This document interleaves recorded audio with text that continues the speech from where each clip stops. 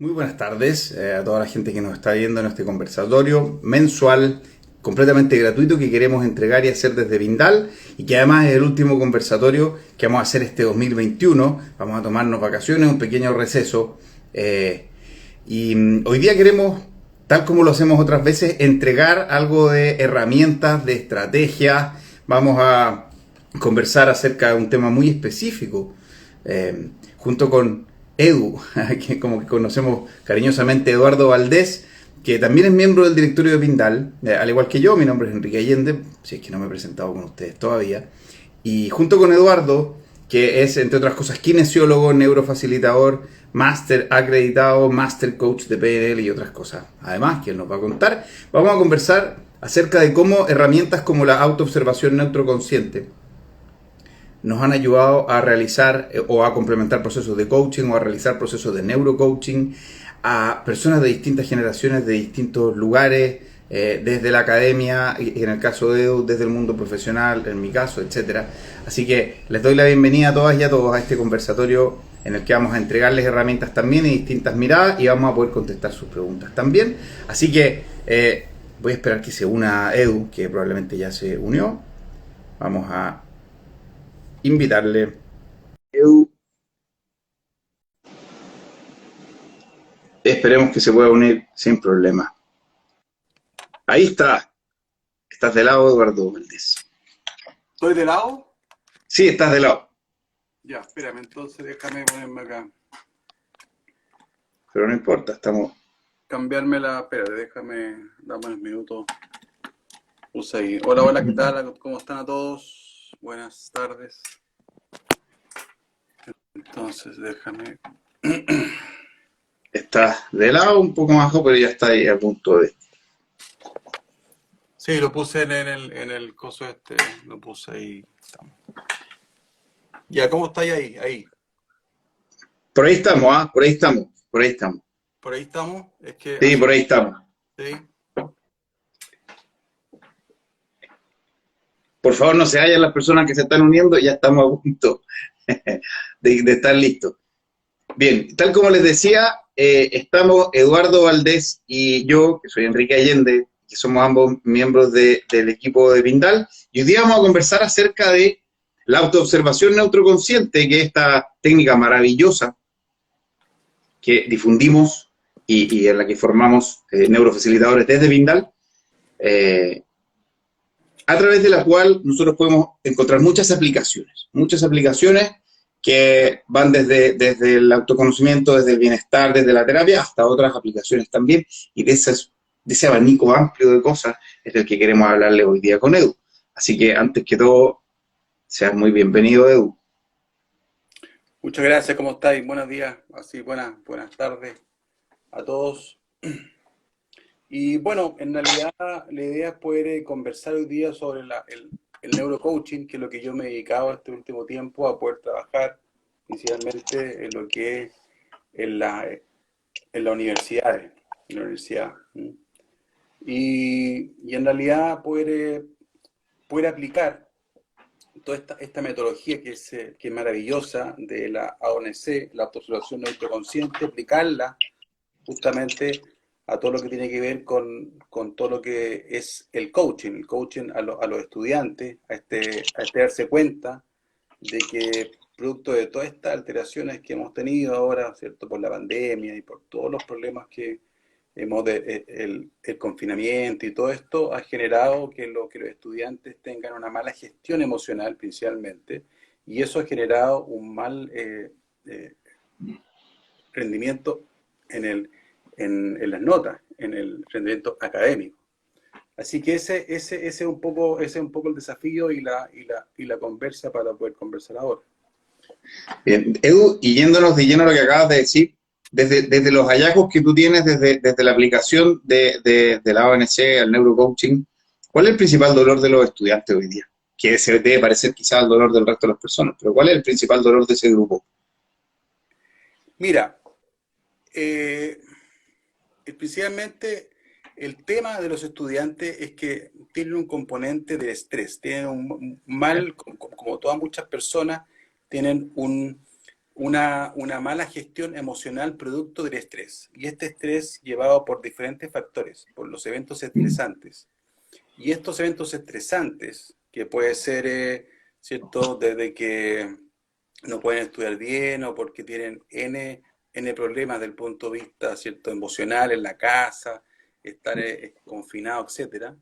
Esto genera alteraciones en el punto de vista de la gestión emocional. Y ahí está un poco el medio del asunto, y eso generando alteraciones en el rendimiento. Entonces, como el coaching, como es, ¿cierto?, que es el coaching, las herramientas del coaching, todos los tipos de coaching que uno puede ver, ¿cierto?, ontológico, etcétera. Yo hago lo que es el neurocoaching, que es con lo que es PNL.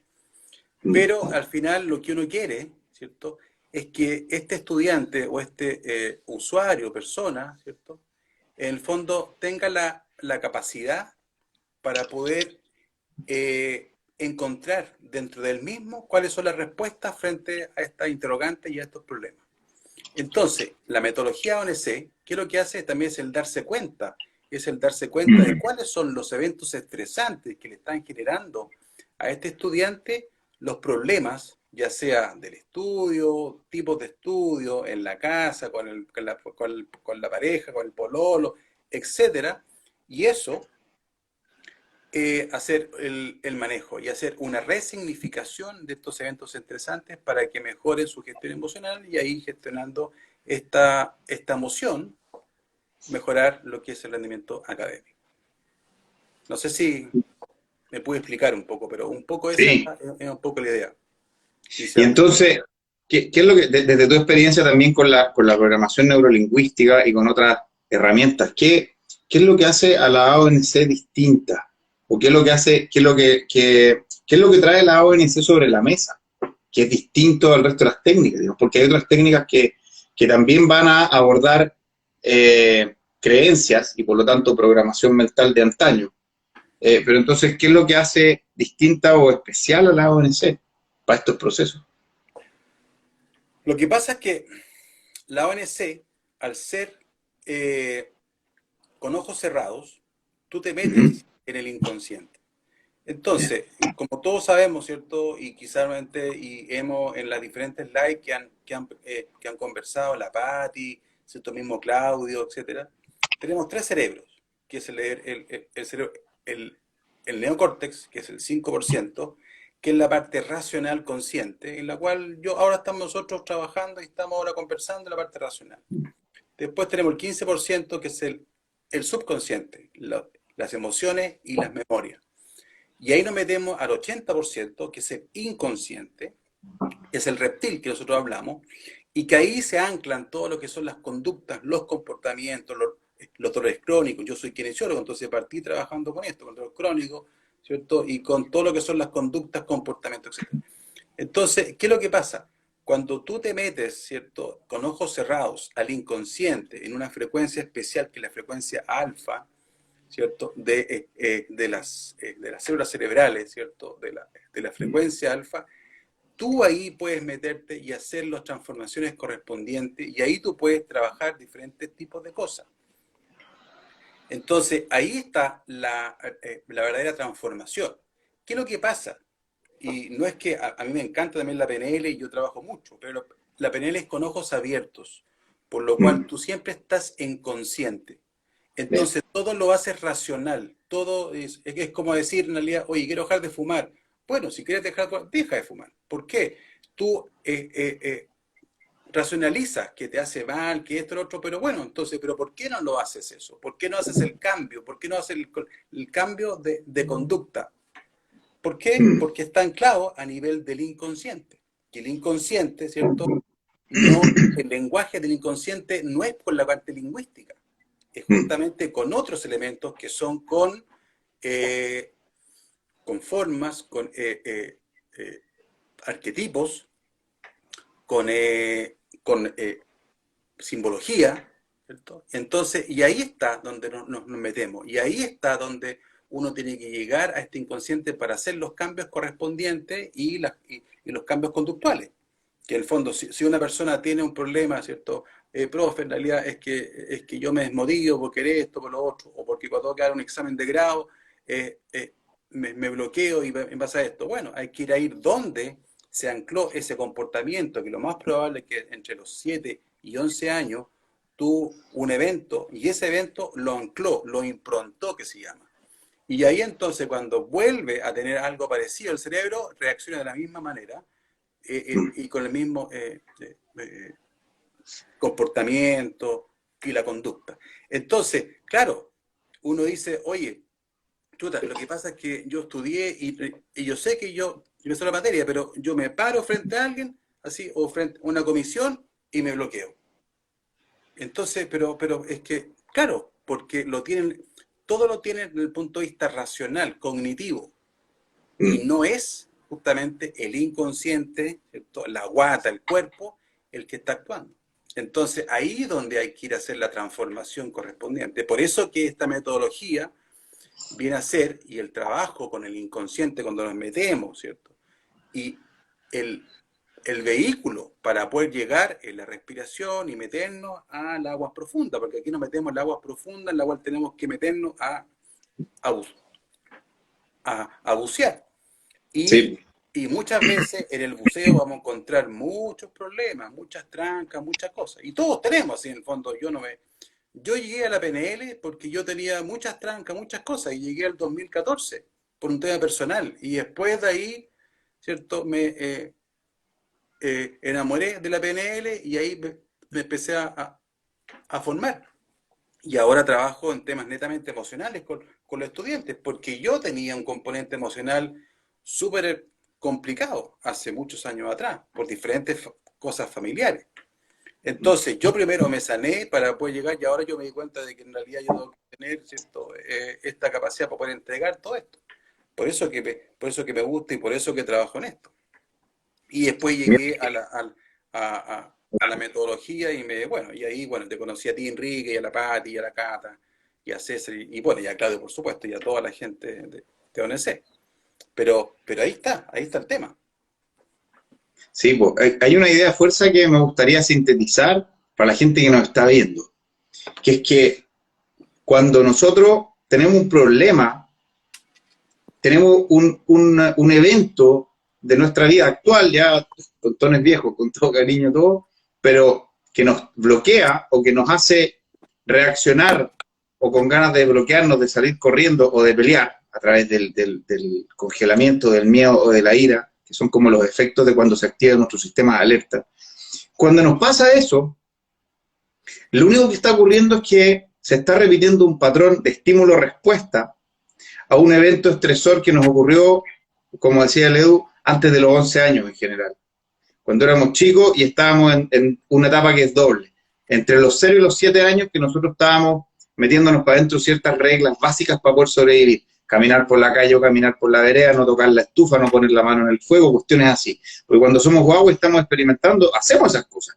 Pero la primera vez que tocamos el fuego, nos quema. Entonces se produce un programa en nuestro cerebro que dice, fuego igual dolor en la mano. Entonces, y se activa una serie de sistemas. Entonces, la próxima vez que usted se acerque al fuego, su cerebro se lo va a recordar y va a evitar que usted lo haga a través de distintas sensaciones. Entonces, a través de esta primera etapa, cuando somos chicos, se nos van codificando ciertos programas para que nosotros sobrevivamos. Y después, entre los 7 y los 11 años, nosotros empezamos a explorar distintas cosas de nuestra vida, nuestros talentos, nuestros principales estímulos, etcétera, para ver para qué somos buenos para la vida, ¿ok? Entonces, todo lo que nos pasa en esa etapa, además de ser maravilloso, nos marca para bien y para mal. Nos marca para bien y para mal. Entonces, la primera idea de fuerza es que muchas de las cosas que nos pasan ahora grandes son repeticiones de cosas que ya nos pasaron cuando chicos y que nos hicieron reaccionar una vez y entonces ahora estamos ante una situación para la que supuestamente estamos preparados consciente, cognitivamente, racionalmente, y sin embargo el cuerpo se nos traba igual. O nos dan ganas de salir corriendo, o nos da angustia, o nos da miedo, o nos da pánico, o nos dan rabia ciertas cosas y no sabemos por qué. Y además, como estamos acostumbrados a que nos dijeran no llore, no grite, no cante, no salte, no hable, ¿cierto? Entonces todo lo que era emocional era un no, era un peligro de que nos rechazara nuestra tribu, que era nuestra familia. Entonces, tenemos culpa por sentir emociones ahora. por sentir miedo, por sentir rabia, por sentir culpa. Tenemos más culpa, es como un círculo súper vicioso. Y nos vamos bien para abajo. Entonces, ¿qué es lo que hay que hacer si uno quiere realmente sanarse, aprender a gestionar? Hacer lo que decía Edu, ir al fondo del pozo, aguas adentro, a las fosas marianas, adentro, al origen de las cosas. Uno no puede pretender arreglar las cosas racionalmente cuando tienen un componente traumático, estresor, emocional, instintivo. No, no podemos hacerlo porque es como escribir un mapa en una pizarra. Ah, ya, así me voy a comportar ahora. Pero es una pizarra que ya tiene un mapa escrito antes. Entonces, si no hacemos nada para borrar ese mapa, o para borrarlo un poquito, va a quedar una melcocha como un charquicán ahí, un mapa encima del otro, y a la hora de los cubos, ahí vienen cuál manda. El que manda es el mapa viejo, que es el que está más marcado.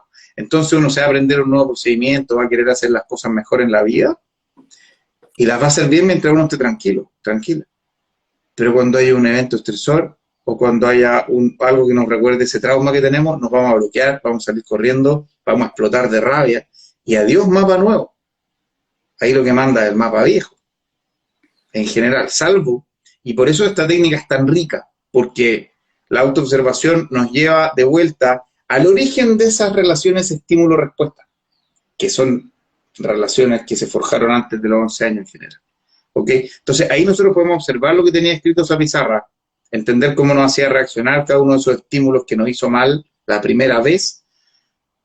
Borramos lo que más podemos a esa pizarra, de manera que esas cosas cuando nos vuelvan a ocurrir nos impacten lo menos posible en el cuerpo, de manera de mantenerlos lo más racionales posibles para poder actuar en consecuencia con nuestras herramientas más racionales o más evolucionadas, o las cosas que estudiamos, las cuestiones. Pero mientras no vayamos al origen, y muchas técnicas se enfocan en pintar la pared por encima y en no mirar para otro lado, o en pensar positivo así como si fuera cualquier cosa. No, hay que ir primero, o sea, esto sirve, pero hay que ir primero al fondo. Desde la experiencia que nos comenta Edu y también la experiencia que he tenido yo utilizando esto como herramienta a complementar el coaching, nosotros tenemos aprendizajes de primer orden que tienen que ver con decir, ok, ¿quieres cambiar esto? Haz esto. Pero mientras no entendamos el origen que nos hace actuar de cierta manera, a eso no vamos a poder cambiar ese algo que queremos cambiar.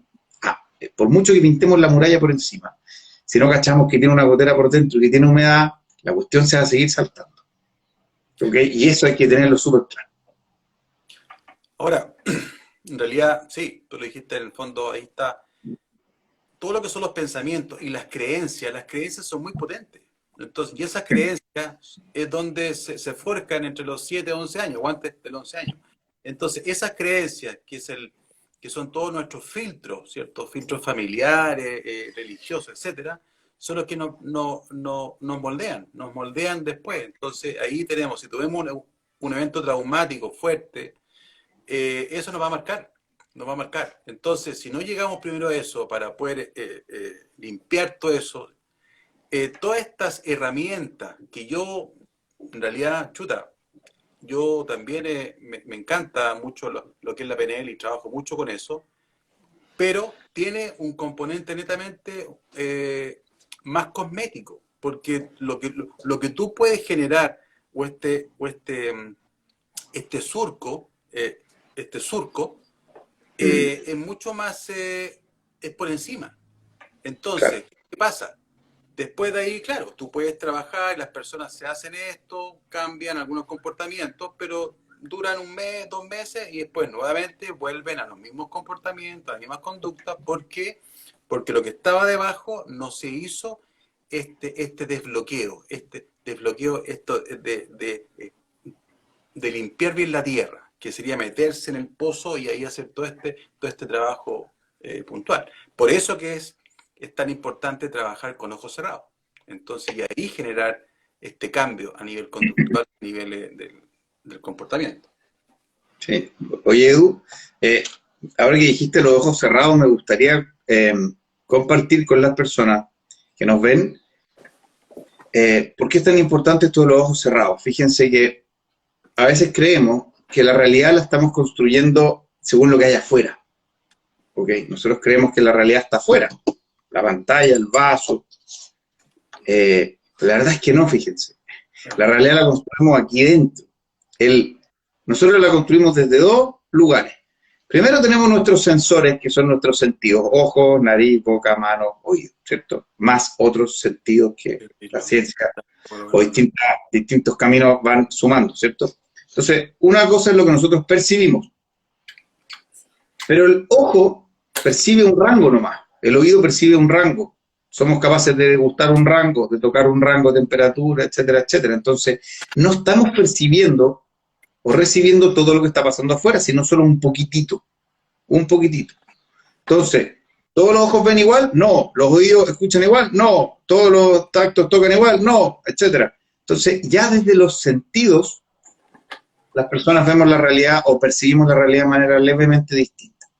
De hecho, si nos comparamos con otras especies, hay especies que ven los cambios de temperatura, especies que ven infrarrojo, otras gamas de colores o escuchan otras frecuencias de sonido. Por lo tanto, solo desde la parte sensorial, distintos seres, distintas especies, distintas personas percibimos la realidad de manera distinta. Por lo tanto, la realidad es completamente individual. Pero además de eso, como si eso fuera poco, nosotros capturamos infinitas piezas de información. Y no somos capaces de procesar ni almacenar todas esas infinitas piezas. Por lo tanto, requerimos de filtros para poder escoger o decidir qué piezas son las que voy a ocupar de este puzzle inmenso, infinito que tengo afuera, para poder construir mi propio puzzle, que es, comillas, mi versión de la realidad. ¿Okay? Entonces, ese filtro se programa con nuestras creencias, nuestra crianza, lo que nos enseñaron que está bien, y en particular cosas como, por ejemplo, cuando nos enseñan quiénes son los buenos y quiénes son los malos. Por eso hoy día peleamos tanto por política, porque hay algunos que nos enseñaron estos son los buenos, estos son los malos, y nosotros estamos ahí defendiendo lo que creemos que es correcto, pero estamos defendiendo una programación. Y el del frente está defendiendo la otra programación porque la enseñaron al revés. Es como irse a Jerusalén. En Jerusalén hay 4 barrios. El barrio cristiano, el barrio musulmán, el barrio judío y el barrio armenio. Y entonces, cuando se juntan esos barrios, en una vereda a un niño le enseñaron que la realidad es de una forma y al que está 3 metros más allá le enseñaron que es de una forma completamente distinta. Entonces, a la hora de ver la realidad, ese niño tiene filtros programados de manera muy distinta en su cerebro y por lo tanto él va a evaluar la realidad de manera muy distinta. ¿Okay? Y esto para que la próxima vez que usted piense, oye, ¿cómo hay gente que es tan mala que va a votar por ese candidato? ¿Cómo hay gente que es tan mala que va a votar por el otro? Piensen en lo que estoy diciéndole. Cada uno de nosotros fue programado. Y entonces mucho de lo que decimos, estamos defendiendo lo que es correcto, es una programación que es distinta, es diversa, y por lo tanto nuestro cerebro ocupa eso que se agarra de lo que conoce para poder definir qué piezas meto a mi realidad y cuáles no. ¿Por qué les comparto todo esto? Porque todo eso que les estoy diciendo es algo que viene de afuera, pero que cuando entra aquí a la prensa, digo, cuando entra aquí a la imprenta, adentro, lo construimos adentro. O sea, todo lo que ocurre acá, ocurre del cráneo para adentro. La realidad la procesamos adentro, porque agarramos información, la pasamos por nuestros filtros, vemos cuál nos sirve, cuál no, cuál necesitamos para sobrevivir, cuál no, armamos nuestro puzzle. Y eso es lo que nosotros, comillas, experimentamos como realidad, para no decir vemos, porque también la escuchamos, la sentimos, la tocamos, ¿cierto? Entonces, nuestra realidad viene de nuestros sentidos y de nuestras creencias, en el fondo, de nuestros filtros. ¿Y qué pasa cuando cerramos los ojos y dejamos de exponernos a todos los estímulos, cerrando los ojos cuando entramos a meditar o alguna cosa así? Entonces, pasa algo mágico y maravilloso, y es que nosotros definimos cuáles son las imágenes que empiezan a ocurrir acá adentro. Fíjense que cuando uno está observando algo como nos están observando ustedes hoy día, eso se procesa en ciertas áreas del cerebro.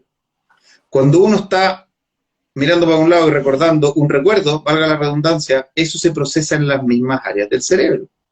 Cuando uno cierra los ojos y se imagina algo y lo visualiza, y experimenta, por ejemplo, la visualización creativa, que son cosas que también hacemos en la autoobservación para proyectar escenarios futuros que deseamos, para reprogramar creencias, ¿sí?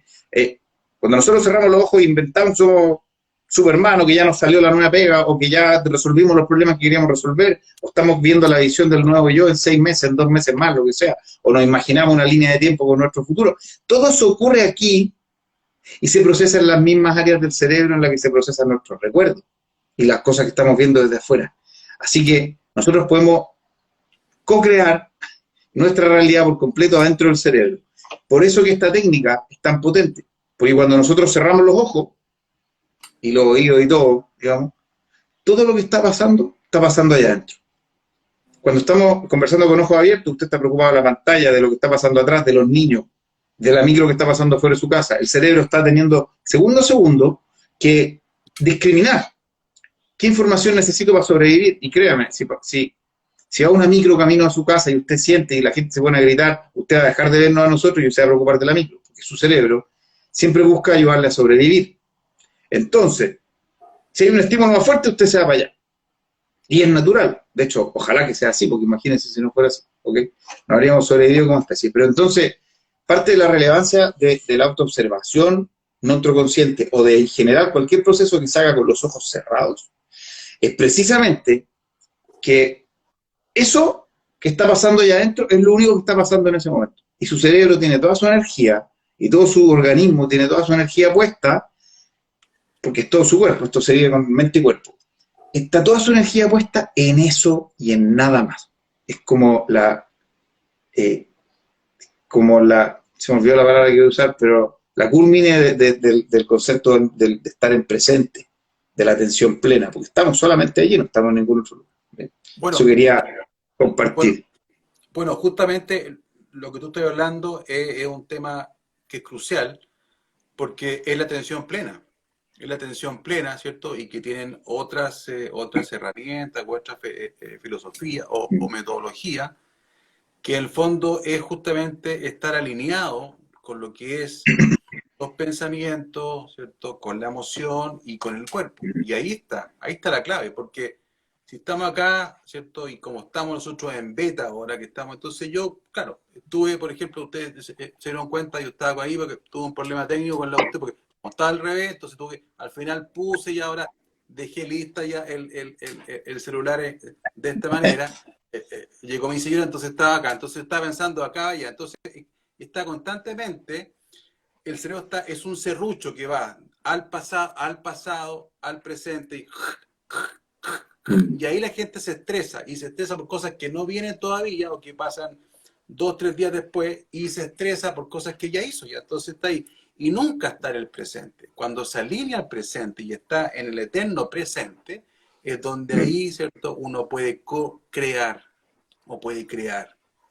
Y ahí está la clave después. Entonces, y eso, cuando uno está con ojos abiertos, con otras herramientas, con otras técnicas, la gente está y te está hablando, pero está pensando en que después tiene que tomar la micro o que tomar el metro y está ya, y empieza el serrucho. Pasado, presente, pasado, presente. Sí. Nunca se mete aquí en el ahora y alinea toda su energía. Pensamientos, creencias, emoción, cuerpo. Y ahí está la clave. Maravilloso. Ahí está la transformación, porque la transformación es en el cuerpo, en el presente, no en los pensamientos. Uno puede pensar muchas cosas y uno puede crear muchas cosas, ¿cierto? Entonces ahí está la clave de todo este proceso. Por eso que es tan bonito y es tan significativo. Oye, y esa palabra que dijiste es clave, el cuerpo, para la gente que nos sigue, que no son neurofacilitadores o que no están familiarizados tanto con esta técnica, esta estrategia. Cuando se provoca una de estas reacciones y aparece una emoción, uno cree que aparece aquí. Pero ¿dónde se siente la rabia? O sea, cierre los ojos 2 segundos y piense en alguien con quien tenga mucha rabia, mucha, sí, la persona con la que sienta más rabia en el planeta. ¿Lo siente en la mente? No, no se siente en la mente, se siente en el cuerpo. ¿Dónde se siente la rabia? Se siente en el pecho, se siente en el cuello, se siente en las manos, se siente en los pies, se siente en la cabeza, pero en la cabeza física, no en la mente, que es algo que quizás donde vive, ¿cachai? Es porque, y entonces, muchas veces queremos transitar las emociones aquí, y estamos mirando para el lado equivocado, porque cuando usted se quiere parar ante un escenario de persona y usted va a hablar en algo que usted es experto, y la gente pagó por verle, imagínense, y usted se para y se traba, no se traba la mente solamente, se traba también por otras razones, pero el cuerpo es como si apareciera alguien y lo tirara para atrás del asiento, literalmente. Ese es lo que nosotros llamamos, o lo que Peter MacLean en su modelo del cerebro triuno, hace 80 años atrás, llamara el cerebro reptil. Ese es un modelo, para que usted sepa, este modelo del cerebro reptil, el cerebro límbico, el neocórtex, es un modelo de neurociencia que tiene la friolera de 80 años. Es muy Pero antiguo. que es tan gráfico que nos sigue sirviendo. Hay otros modelos de gente como Kahneman, de hace pocos años atrás, que se ganó el premio de economía siendo psicólogo, porque ayudó a explicar el comportamiento no racional de las personas, diciendo que teníamos una respuesta inconsciente y consciente. Pero fíjese, 80 años atrás ya teníamos un modelo que, bueno, y de hecho más atrás nuestros antiguos chamanes ya sabían que esto es el inconsciente y el consciente, la primera y la segunda atención. Pero, desde el punto de vista de lo que sabemos, este cerebro reptil son todas las estructuras del cerebro que son esa manito que nos agarra y nos tira para atrás para evitarnos ese problema al que ya nos enfrentamos alguna vez en el pasado y que nos hizo mal. Por ejemplo, si usted hoy día quiere, y se lo digo porque esto le ocurre en el cuerpo, fíjese bien, si yo me voy a parar frente a una audiencia y me bloqueo, es muy probable que cuando yo fuera chico, estaba en el acto del colegio y se me olvidó una poesía, o estaba en el almuerzo el fin de semana o en el cumpleaños de un primo y me retaron enfrente de todos mis primos y todos mis tíos. O estaba en el cumpleaños de mi compañero de curso y me avergonzó la niña que me gustaba. O le pedí pololeo a una niña y me dijo que no enfrente de todos. O pasé algún evento de exposición. Entonces mi cerebro dijo, ya, cuando tú estés frente a un grupo grande de personas, no tomes riesgo porque vas a salir para atrás y te va a hacer mal. ¿Okay? Entonces se codificó esa relación estímulo-respuesta de esa primera vez. Imagínense si yo hubiera estado en el acto del colegio, se me olvidó la poesía, la gente se empezó a reír de mí a los 10 años, por ejemplo, y a mí se me bloqueó la garganta, por ejemplo. Que muchas veces con estos eventos ocurre eso, porque también tiene relación con el quinto chakra. Nosotros no hablamos de los chakras explícitamente en la ONC, pero como hay muchas personas del mundo terapéutico, holístico o integrativo de muchas propuestas, se puede ir entendiendo que existen relaciones que son bien bonitas, ¿no?, de observar. Pero imagínense que se me bloqueó la garganta. Yo quería decir algo y no pude, por alguna razón. Se me bloqueó. Entonces mi cerebro dijo, ya, cada vez que estemos en esta circunstancia, esto es lo que te pasa a ti, se te bloquea la garganta. Entonces, ahora ya a los 40 años, imagínense que yo me subo arriba de un escenario y soy experto y la gente está pagando por ir a verme y se me bloquea la garganta. Esa es como una reacción preventiva a mi cerebro diciéndote, Enrique, no te metas ahí. No, Enrique, no lo hagáis porque acuérdate lo que te pasó la primera vez. Y tú sufriste. Y como yo, tu cerebro, soy como esa parte del cerebro, es como un abuelito que te cuida. Entonces, yo, abuelito, voy a evitar que te pase algo malo.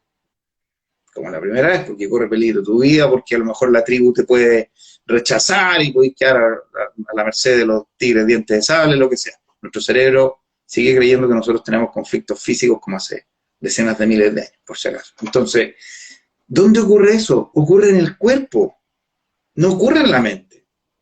Entonces, cuando nosotros podemos tener conversaciones a través del coaching o distintas herramientas, conscientes, en estado consciente, como con los ojos abiertos, como ahora, estamos en estado beta, que es lo que decía Edu, en un estado de alerta, de beta baja. Estamos alerta de lo que está pasando, la micro que viene para la casa, cualquier cosa, ¿cierto? Pero tengo que cocinar más rato, de eso. Entonces, mientras estamos ahí, no accedemos a las partes más ocultas de nuestra memoria y no accedemos a estas relaciones de estímulo-respuesta tampoco, porque estamos preocupados de mil cosas, ¿cierto? Entonces, ¿cómo vamos a solucionar ese estímulo, esa respuesta, entendiendo que esa respuesta ocurre en el cuerpo?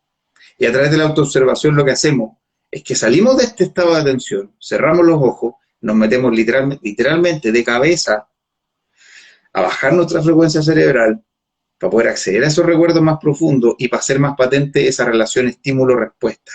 ¿Ok? Y después de eso vamos a observar esa respuesta, de manera que el cuerpo, a través de distintos mecanismos, pueda ir, de cierta manera, desgastando esa respuesta.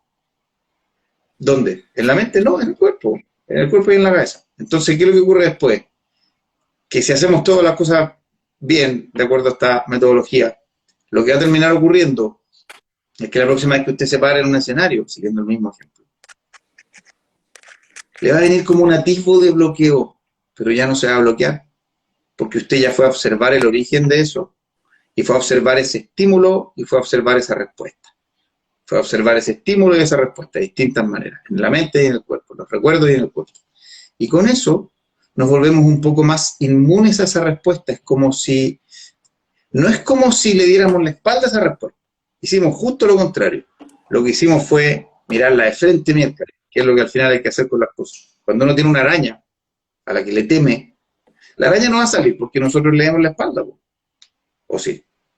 No, la araña, nosotros hacemos algo, agarramos un vaso, una servilleta, alguna gente puede matarla, pero ¿cómo arreglamos los problemas? De frente, po. Nadie piensa en otra cosa, ¿no? Esas cosas son tópicas, son una pomada, pero no sirven para el problema de fondo, que es el origen que genera que hoy día usted tenga una reacción que no quiere tener, o que no le sirve para su vida. Pero mira, fíjate que lo que tú estás diciendo es tan importante, pero es que esto viene porque hay un proceso. Yo me he dado cuenta, ¿cierto? Con los estudiantes al trabajar, ¿cierto? Y como yo estoy metido en esto, estoy trabajando con todo lo que es neurocoaching, como tú dijiste al principio, eh, porque a nosotros nos enseñan a que toda la parte racional cognitiva es lo importante, y el cuerpo, la sensación, la intuición, queda, queda completamente, ¿cierto? Queda abajo. Entonces nos cortan acá. Todo es racional, todo es, ¿cierto? Mental. Ahí está. Entonces cuando tú tienes que tomar una decisión racional, no la tomas de la guata, ¿cierto? No la tomas porque no te metes al cuerpo. Yo soy kinesiólogo y he trabajado con los estudiantes y cada vez más, ¿cierto? Están más desconectados, aunque uno trabaja con el cuerpo, están más desconectados de su cuerpo. Entonces yo le digo, en realidad, bueno, la emoción, ¿dónde está la emoción? ¿Dónde está la rabia? ¿Dónde está la ira? Y se desconectan de su cuerpo. No, es que lo que pasa, y todo es a nivel mental. Entonces falta llegar y poder anclarlo a nivel. Entonces, cuando después un paciente tiene problemas crónicos, de dolor crónico, ¿sí? Y tiene este dolor, no sabe cómo llevarlo, porque todo es mental, pero todo tiene acá, entonces después se desconectan de su cuerpo.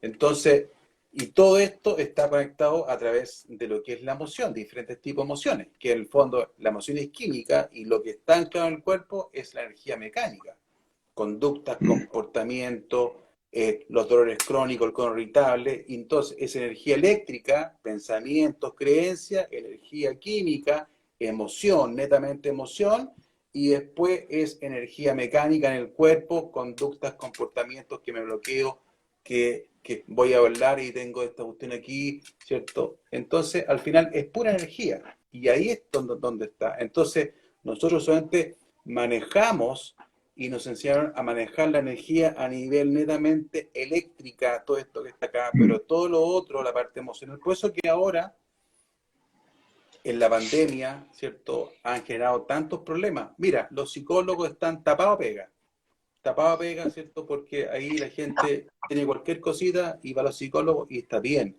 ¿cierto?, porque la gente, ahí está el problema, no está con la capacidad para poder gestionar sus emociones y para poder canalizarlas, de poder controlarlas, para poder transmutarlas. Porque está bien, todas las emociones son emociones correctas, ¿cierto? En los contextos correspondientes. Que yo me enoje en un contexto, ¿cierto?, en la cual tengo que enojarme, me enojo, pero es que en realidad me enojo en contextos que yo no debería enojarme, o me da pena. Y eso es lo que pasa con los diferentes tipos de personas y los estudiantes. Por eso que la educación emocional ahora está en boga y esta pandemia ha sacado lo mejor de algunas personas y lo peor de otras personas. Y en la universidad también, los estudiantes han hecho nata con los temas emocionales. Entonces, Oye, pero que... no todo, pero espérate, pero no todo, por eso es que a mí me gusta todo lo que es el coaching, porque no todo tiene que ir al psicólogo, entendiendo de que yo soy, ¿cierto? Yo no soy psicólogo, pero al final todos llevan por un tema netamente de que es salud mental. Y al final no es salud mental, sino que es la capacidad de poder gestionar sus emociones. Entonces, un problema que yo tengo en la casa, X cosas, si yo no lo gestiono bien, al tiro, entonces tengo estos problemas, al psicólogo. al psicólogo. Entonces los psicólogos están tapados y es netamente por temas de que la gente no sabe, y los estudiantes y cada vez más no saben gestionar sus emociones. Y ahí está lo que es la inteligencia emocional y la capacidad para poder conocer, comprender y poder manejar mis emociones y la del otro, que ahí está todo lo que es la inteligencia emocional. Entonces, Sí. por eso que está, y cómo tú puedes mejorar y cómo la gente puede entender y cómo puede gestionar sus emociones es dándose cuenta y metiéndose para adentro de lo que estamos conversando. Entonces, y esta herramienta es una herramienta en la cual te gestiona, porque tú haces el darse cuenta de qué cosas son las que me están generando, qué cosas, qué factores estresantes o eventos estresantes son los que me están generando, ¿cierto? De que yo tenga una emoción X. Y eso no solamente, bueno, tú trabajas con empresarios, ¿cierto? O con la empresa, yo trabajo con los estudiantes, pero al final es lo mismo, ¿cierto? Que es esto, el coaching de poder gestionar emoción y de poder reconocer y poder generar inteligencia emocional. Sí, porque ¿cachai? Que cuando uno revisa, uno observa distintos grupos, tal como decía Edu, una de las cosas que yo hago profesionalmente es entrenar a ejecutivos y a directivos que tienen cargos de alta presión, también usando la ONC, entre otras herramientas, y los problemas que son la base de los desafíos de esas personas son los mismos de los estudiantes, son los mismos de otros grupos profesionales o grupos de personas, grupos humanos, son los mismos, porque también tienen eventos estresantes de la niñez que los hacen reaccionar con rabia o con miedo o congelarse, también les generan enfermedades crónicas, patrones de conducta que no les gustan o que no les sirven. Y a través de la autoobservación neutroconsciente lo que nosotros buscamos es entender primero cuál es el origen de las cosas que nos pasan a las personas. Cuando entendemos eso y desactivamos estas sobrerespuestas, finalmente, ocurre que nos podemos mantener más en conciencia para tomar mejores decisiones. Seamos estudiantes, seamos ejecutivos, da lo mismo, porque el mecanismo que hay detrás es el mismo. Cuando se activa este sistema de alerta, lo que se activa es, o sea, el sistema de alerta en realidad es una cosa que se llama el sistema nervioso periférico simpático. El simpático, Se activa claro. una serie de neurotransmisores, Oficiario simpático. claro, se, se activan los fuegos artificiales. Entonces, o sea, aparecen un montón de hormonas y neurotransmisores que nos preparan para correr o para pelear. Y el cerebro nos prepara específicamente para reaccionar más rápido. Miren, reaccionar más rápido. Y entonces, una de las formas en las que lo hace es que como que todo el cable de la racionalidad que tenemos en el neocórtex, como que lo desconectara por un rato. Porque si tenemos un peligro inminente, no podemos empezar a pensar en distintas alternativas y empezar a evaluar por qué será que la vida me está dando esto, cuando estamos con una micro que se nos está viniendo encima. No podemos. El cerebro nos prepara para reaccionar rápidamente. ¿Para qué? Para sobrevivir, si esa es la pega que tiene la mayoría del cerebro. Sobrevivir o ayudarnos a sobrevivir. Entonces, por eso que cuando tenemos estos eventos que nos estresan, decimos ya, voy a pensar en la solución y sentimos como un pito en la cabeza al final. Como que en vez de poder, cuando estos estímulos son muy fuertes, cuando estamos muy sobrepasados, en vez de poder tener más acceso a nuestra racionalidad, tenemos menos. Y uno dice, pero qué injusto. Bueno, pero es que precisamente porque el cuerpo está en modo reacción, no en modo razón. Por eso que es clave entender que el problema con las emociones es cuando las reacciones que tenemos se desbordan como un río. El río es necesario y es maravilloso, pero cuando se desborda es un problema para todos. ¿Cachai? Ese es el problema, esta sobrereacción. Y da lo mismo si son ejecutivos, personas de a pie, estudiantes. El problema es que, o sea, no es el problema. Somos todos igual de humanos. Ahí. Pero ahí está lo que tú estás diciendo, que en el fondo al final Mm. todo eso se puede modular. Porque lo que tú hablaste hace un poco, que es la percepción. Porque, por ejemplo, a mí hay una palabra que me gusta mucho y que yo hablo, que es la resignificación. Por ejemplo, si nosotros estamos aquí conversando, aquí, y estamos en forma presencial, y llegar aquí una abejita. Zzz, si yo tengo, o Enrique, por ejemplo, cuando chico, le picó esta abejita, y tuvo un evento, ¿cierto? Y se enronchó todo, al final, ¿qué es lo que hace el cerebro? Se va hacia atrás y esta abejita genera la alerta estrés. Y dice, no, cuidado, cuidado, cuidado. Yo, en este cambio, así, y yo, por ejemplo, ese mismo evento, a mí me encanta la miel y como mucha miel. Entonces, uy, qué linda la abejita, para mí ese mismo evento, que para Enrique es un evento estresante, para mí es algo nada, nada. Y ese mismo evento, ¿cierto? Que pueden ser diferentes cosas que puedan pasar en la vida cotidiana, algunos les genera estrés y otros no. Y es la percepción de cómo yo interpreto estos eventos en mi vida. Cuando yo hago esta resignificación, y esa resignificación se puede hacer con ojos abiertos o con ojos cerrados, a través de un darme cuenta qué eventos estresantes son los que me están generando y por qué me generan, yo hago el switch, hago el link y hago el cambio. Pero ese cambio no está acá, está en el cuerpo. Y ahí entonces se cambian los comportamientos, se cambian las conductas y otros tipos de cosas, ¿cierto? Los dolores crónicos y una serie de otras manifestaciones que están en el cuerpo, que están como energía mecánica en el cuerpo, como conductas, como comportamiento, o como dolores crónicos, o como diferentes cosas, vicios, etcétera, etcétera, etcétera. Ahí está la clave, la Que eso es. resignificación.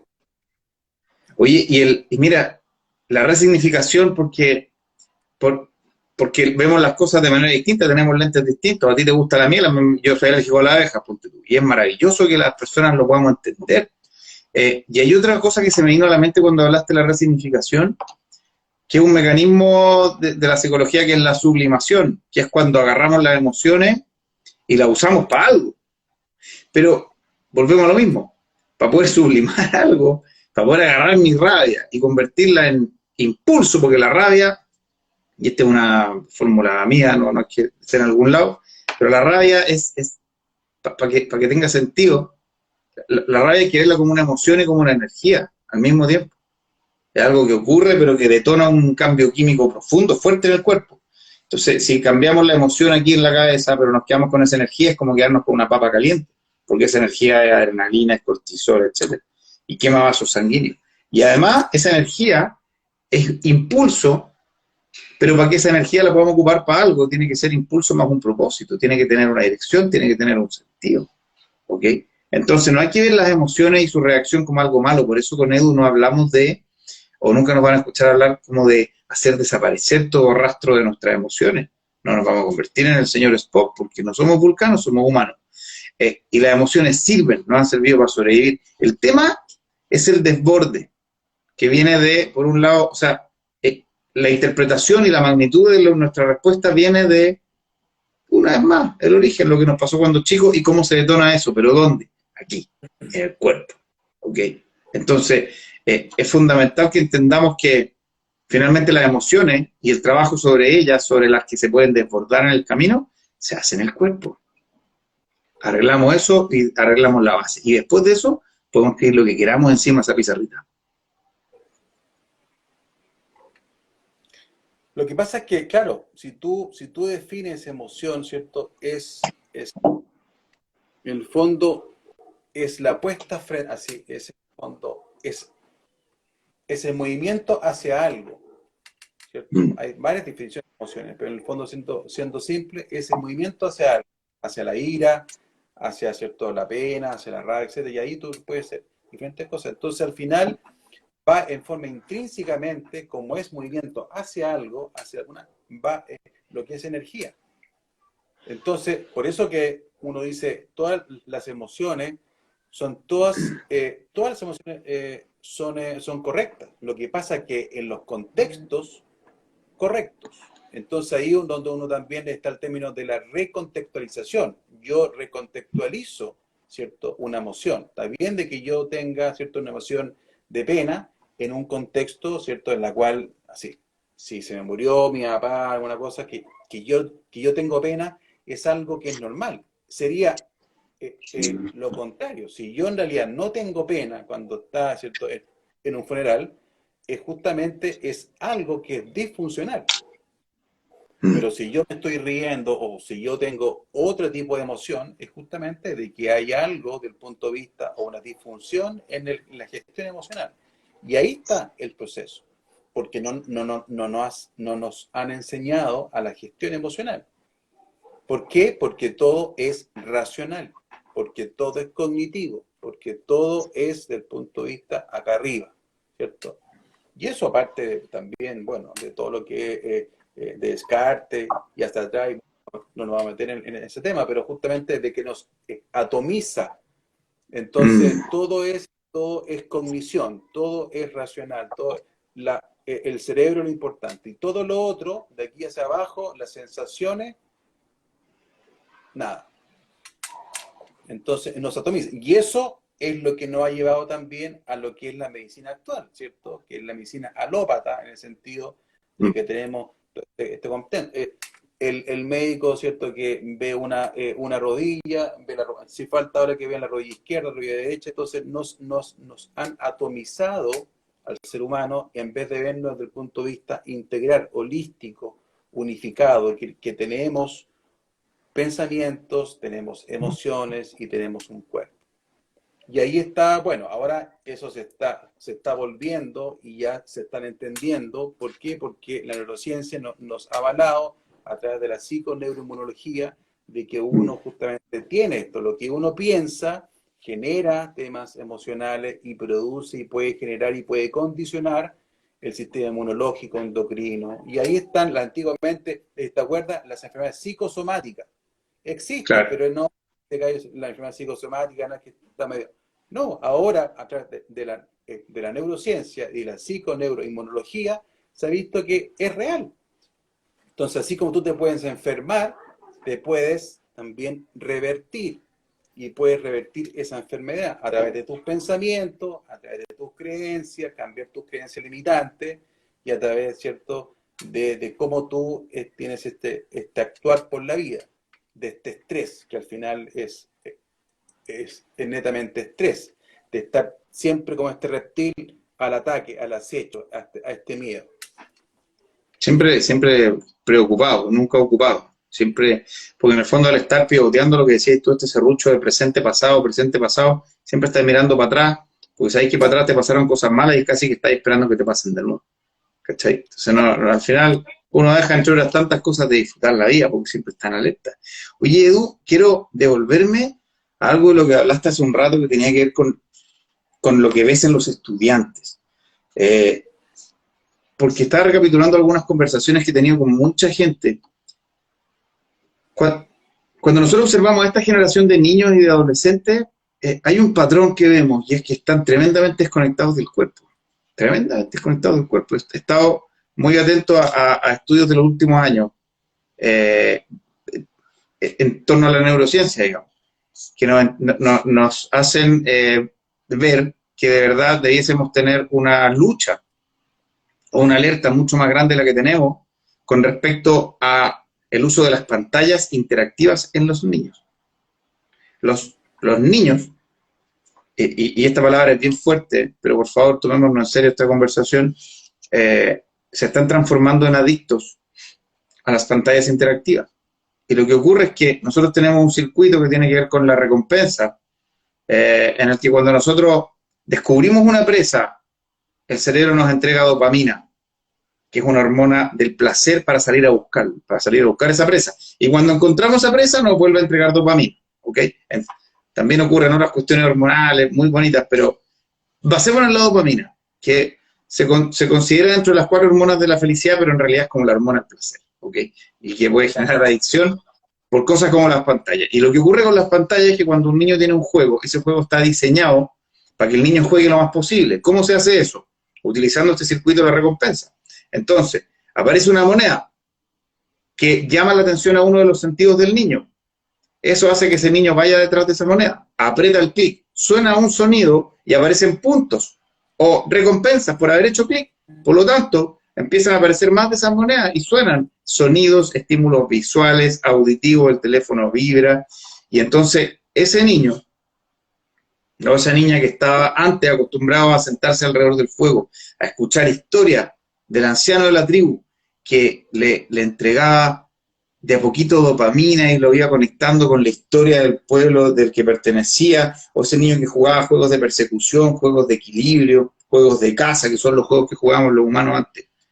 Ese niño tenía su cuota naturalmente diseñada de dopamina, por lo tanto de recompensa, tenía un nivel de placer para el que el cuerpo está preparado y diseñado, ¿ok? Y eso después se sigue estableciendo cuando uno es más grande, qué sé yo. Hoy día, con estos juegos, los niños reciben mucho más dosis de dopamina y mucho más seguido, y empieza a pasar lo que le pasa a cualquier adicto, y es que después el cerebro dice, ya no es suficiente con esta dopamina, entonces tenéis que recibir más dopamina. El juego se tiene que volver más fuerte, y los diseñan para que sean más fuertes. Y los diseñan para que tengan alerta en el teléfono para decirle al niño, ya pasaron 2 horas, tenía una recompensa por volver a aprender el juego.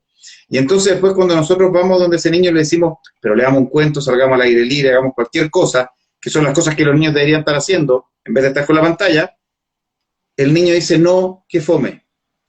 Porque la cuota de dopamina que va a recibir es esto, y en la que recibe con la pantalla es esto otro. ¿Cachai? Entonces, cuando nosotros le quitamos el teléfono después, se pone irritable, igual que cualquier adicto, porque el cuerpo entra en esta abstinencia forzada, y entonces activa todos sus mecanismos de defensa, ¿para qué? Comillas, para sobrevivir. Y después llega el punto en el que lo único que puede satisfacer su demanda permanente y constante de dopamina es ese jueguito, esa pantalla interactiva. Entonces, ¿qué es lo que ocurre? Como con cualquier adicción, cada vez necesitas más de estas dosis de felicidad, de placer. Entonces, un pequeño estímulo no genera ni una respuesta. ¿Y qué es lo que vemos después? Que los niños no tienen ninguna conexión con su cuerpo. Ninguna. Porque lamentablemente lo hemos criado convenientemente, y con la pandemia esto se multiplicó por mucho, con las pantallas. ¿Para qué? Para que nos dejen trabajar. Pero es tremendamente peligroso. Tremendamente peligroso. Cuando uno le saca las pantallas a los niños de cuajo y lo hace jugar con tierra de nuevo, los niños descubren un mundo que se habían perdido por completo. Y eso es maravilloso, pero maravilloso. Yo lo he experimentado con mi hijo y yo también he tenido temas con las pantallas. Cuando descubrí esto y uní estos mundos, dije, ¿qué pasa? O sea, al final, ¿cuál es la experiencia de los niños que conozco que han soltado las pantallas? Que descubren el mundo de nuevo, literalmente. Por supuesto que toma tiempo y mucho esfuerzo y mucha voluntad de los papás o de los cercanos. Pero si no, tenemos una generación de adolescentes que están desconectados del cuerpo y están adictos a cosas sin darse cuenta, y eso es terrible. Bueno, eso es lo que Así yo que hay un veo en los muchachos cuando llegan en primero, ¿cierto?, a la universidad, y bueno, ahora hay un proyecto que queremos trabajar en cuarto y en tercero medio. Justamente esto, de poder desarrollar lo que es la inteligencia emocional en los estudiantes. Porque cada vez más son más, todo esto nos lleva a que hayan gente que son inteligentes desde el punto de vista racional, que es bueno.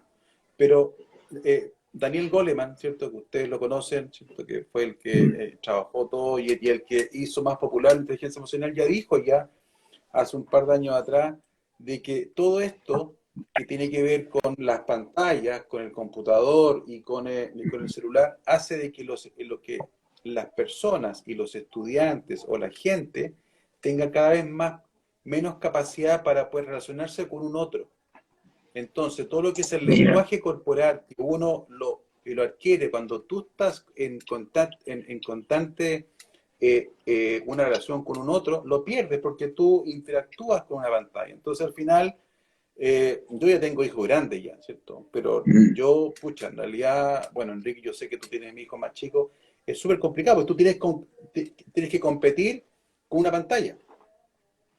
Y la pantalla, ¿cierto? Es que en el fondo tú estás ahí y la pantalla, como dices tú, tiene puntos, todo. Entonces, oye, pero ven acá, convérsame, mírame a los ojos. Eso es lo que yo quiero. Vamos a la plaza. Entonces, eso, ¿cierto?, que es lo que uno desarrolla, y ahí uno desarrolla lo que es la inteligencia emocional, que después los muchachos cuando entran a trabajar se dan cuenta que es sumamente importante, pero le hemos dicho o le han dicho de que la parte de la inteligencia racional cognitiva es lo importante.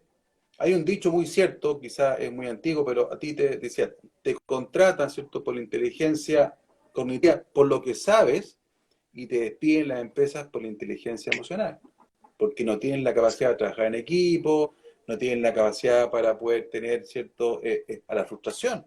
Ahora los cabros, a la frustración es, oye, tienen una prueba, les va mal, oye, pero es un problema, se van al tiro, porque siempre están acostumbrados al win-win, al ganar, ganar, ganar, ganar. esta recompensa. Entonces, y eso ha generado en lo que es el sistema de educación, hacer un cambio de paradigma para poder llegar a los estudiantes y cómo empezar ahora a generar este aprendizaje. Y eso ha generado ha sido un punto de inflexión. Y con esto más todavía, porque en el fondo la pantalla, más todavía. Entonces, todo lo que es la inteligencia emocional, ¿cierto? De que uno tanto dice de que es importante, en realidad a las pailas, porque en el fondo, porque antes no se le daba lo que era la importancia y con esto se ha potenciado cada vez menos y ahora nos estamos dando cuenta de que es todo lo contrario. Y eso en el ámbito de la salud, en los médicos, en el ámbito de los ingenieros, ¿cierto? En todo el ámbito. Tú que trabajaste, ¿cierto? Hay gente que es súper, pero, oye, pero capísima, pero al final los gallos son unos pedantes. Médicos Sí, que po. son, pero son, oye, médicos eh, que son brillantes. Que tú llegas y bueno, yo no tengo nada contra, pero en el fondo, y todavía pasa, llegan y no te miran, no hay contacto visual, 5 minutos, ya esto, listo, y dices, bueno, y esta fue la consulta. Y eso lo vemos todos los días. Sí. Bueno, ya se nos pasó el rato volando, son las 8:02. Uy, Eh, las 8:02. El ego, ese simio que también somos, el primate que también somos, además de este ser emocional y todo, siempre quiere ganar la batalla por el territorio. Y es un adversario al que quizá siempre podemos abordar desde el amor, ¿no? Como que en el fondo cualquiera de nosotros podría ser ese pedante sin darse cuenta a veces. Entonces lo único que se me ocurre como invitación a todos y a todas es que siempre que podamos escoger actuar desde el amor o desde el miedo, que son las dos polaridades que ocurren en nuestra vida en la que estamos, deseamos actuar desde el amor. Miren qué simple, ¿no? Miren qué simple. Siempre, siempre desde el amor. Y quiero dejarte, Edu, eh, un espacio para poder cerrar, quizás con algún consejo para las personas, para que puedan observarse o autoobservarse, o cuál es el camino a seguir para poder llegar al fondo. bueno, en realidad, gracias, se nos pasó la hora, pero ha sido muy, muy entretenido, muchas por este espacio, Enrique. Yo creo que en el fondo, como no como un consejo, sino que es que yo creo que uno siempre en la vida le llega tarde o temprano un momento en el cual uno tiene que observarse. Tiene que observarse para hacer los cambios y esos cambios y esas respuestas no están fuera. Uno generalmente anda buscando las respuestas afuera, ¿cierto? Y se hace diferentes cosas. Y yo también lo hice en su momento. Y está bien, ¿cierto? Pero al final las respuestas no están afuera, no están en las otras personas, están en uno mismo, para justamente qué es lo que yo quiero, qué es lo que yo quiero hacer de aquí en adelante. Yo antes kinesiólogo, ahora me dediqué completamente en pandemia, hice un cambio de 360 grados y en realidad, y me metí para adentro para poder hacerlo. Y quizás si hubiera pasado para afuera, habría sido otra historia, ¿cierto? Porque por el miedo justamente, de no tomarla, no, es que ahora no hay que esperar, porque este tiempo es un tiempo de incertidumbre y excelente. Entonces, es poder autoobservarse, de poder meterse para adentro, y le meterse para adentro uno se mete con la respiración, ¿cierto? Y ahí meterse hacia adentro y poder irse a poder conectar, y conectar este eje que hay, que es la pensamiento, la emoción y sentirlo en el cuerpo. Y ahí, cuando uno llega a eso y puede conectarse y tomar decisiones de la guata, porque ahí está tu ser interno, tu ser supremo, tu Dios interno, es el que toma las decisiones. Cuando uno toma decisiones del cerebro o de la parte porque ganan más plata, menos plata, por esto, por lo otro, al final ese no, ese es el ego que está ahí. Pero tu ser interno, tu ser superior está dentro. Y esa entonces es la decisión que hay que tomar, las decisiones de la guata, de la intuición. Eso quizás podría decirle como una cosa, porque yo Maravilloso. lo tomé en su momento y creo que toda la gente que lo ha hecho le ha cambiado la vida. Eso, y bueno, muchas gracias por este espacio, espero que haya sido de, de entretenido, yo lo pasé súper bien, así, pero entretenido de poder conversar, y bueno, con mi amigo Enrique, que nosotros estamos ahí y que nos fascina en lo que estamos, en las diferentes veredas desde donde aportamos con esto y con la metodología AONC, autoobservación neutroconsciente. Yes.